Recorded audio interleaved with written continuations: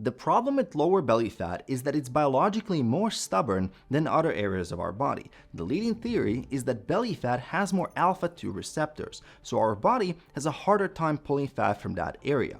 Now compare that to your arms and face. Those have more beta receptors, which release fat easier. And this is why even when your arms and face get lean, your belly is still there. It's like a puddle drying in the sun. The edges dry first, and the middle is always the last to go. Your belly is that middle. But with all that said, here's the honest truth. Biology is not keeping you stuck. After coaching over 1,200 men, I've never seen a single case where someone stayed consistent in a calorie deficit long enough and didn't lose their lower belly fat. But what I do see are the same 5 patterns that keep guys stuck for years. And in this video, I'm gonna break down each one so you know what to expect and so you can finally get results. So the first reason lower belly fat takes so long is a math problem. In 12 years of coaching, I can safely say most guys underestimate their body fat by at least 8 to 10%. A guy who thinks he's 20% body fat is often closer to 30%. And this causes a lot of frustration, because if you're 25% body fat around 200 pounds or 91 kilos, you don't just have 10 to 15 pounds or 4 to 6 kilos to lose. You're not just 12 weeks away from seeing your abs. You're looking at 6 to 8 months of consistent effort and losing 30 to 40 pounds or 14 to 18 kilos. And because the lower belly is the last place to go, you don't even start tapping into it until you're well below 19% body fat. So even after 3 to 4 months of solid dieting, you'll still have a noticeable belly. And this is why I tell guys, other than nutrition, the number one skill for losing stubborn fat is patience. And patience becomes a lot easier when you're honest about your starting point and how long this is going to take. Now, the second reason is one of the most common ways guys ruin their progress and slow down everything. So early on, fat loss is forgiving. You can have a few loose days every week and still make a lot of good progress.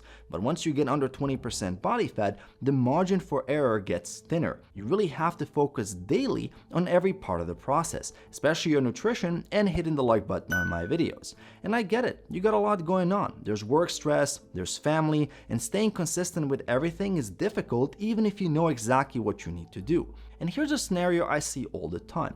Monday through Friday, your deficit is 500 calories per day. That's 2,500 calories of progress for the week. Then a Friday dinner with your wife ends up being an extra 800 calories. Saturday, a brunch with the family, that's another 1,000 calories. Your buddies come over on Sunday to watch the game. You have a few drinks and some snacks with them, which is another 700 to 800 calories. So you didn't do anything crazy, but you just erased your entire weekly deficit. Now, I'm not saying you can't have a life, but you do need to have a few key rules for handling these situations properly, or you're gonna stay stuck. And here's what I personally do. Instead of trying to hit the same calories 7 days a week and failing on 3 of them, I plan for it. On days I know dinners will be more calorie dense, I personally keep earlier meals light and mostly focus on protein and vegetables. If I know that I'm going to have a big weekend coming up, I'll cut 10% calories from Monday to Thursday to create a buffer to absorb the weekend. And if a weekend ended up being bigger than I planned, I'll drop 10% of calories from the next 3 to 4 days. It's that simple, but you need to have a system. You can't just wing it.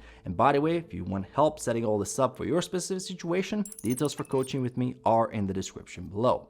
Now, for the third reason, let me ask you, how many hours of sleep did you get last night? Because based on internal data, over the last 12 years of coaching, more than 60% of my clients during their initial intake reported sleeping under 6 hours a night. The actual average was 5.6 hours. And here's why this matters for losing belly fat and why it's one of the first things I work on with clients. A study out of the University of Chicago took 2 groups and put them in the same calorie deficit. One group slept 8.5 hours, the other group slept 5.5 hours. Both groups lost the same amount of weight, but the sleep-deprived group lost 55% less body fat. So for the same effort, they got half the fat loss and lost a ton of muscle on top of it. Also, I've analyzed years of coaching data measuring daily food drive, and poor sleep was the #1 predictor of bad eating decisions, especially in the evening when most guys report the urge to grab extras and snacks. So if you're sleeping 5 to 6 hours and struggling to lose belly fat, this is why. You're playing the game of fat loss on hard mode.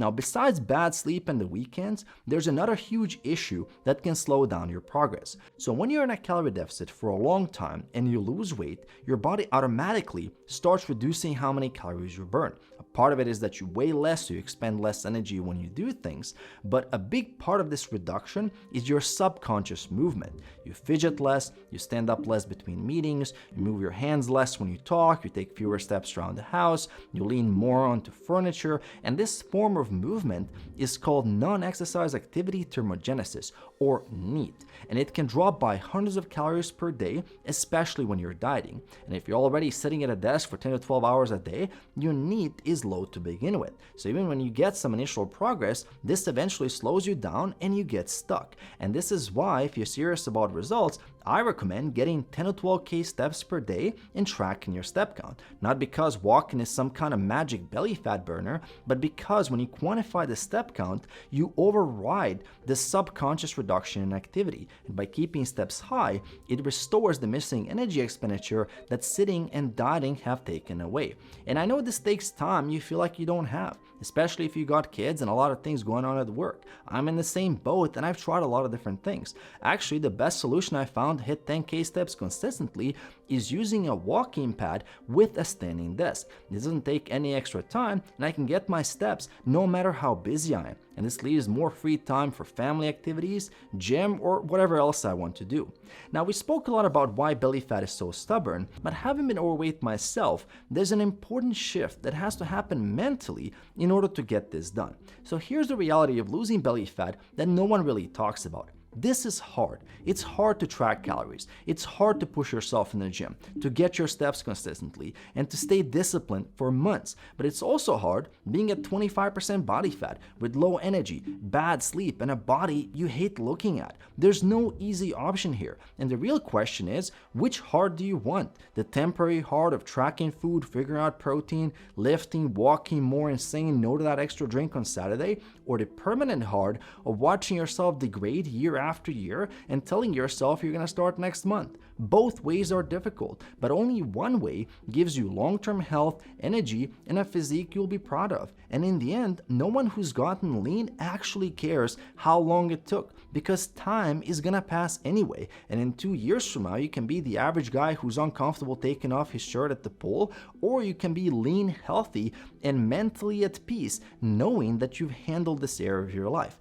That's what actually matters, not whether it took 6 or 8 months to lose the belly fat. And if you'd like me to coach you through this entire process and hold you accountable, details for coaching are in the description below. And if you want to go deeper on losing belly fat and what to expect at each stage, check out this video next.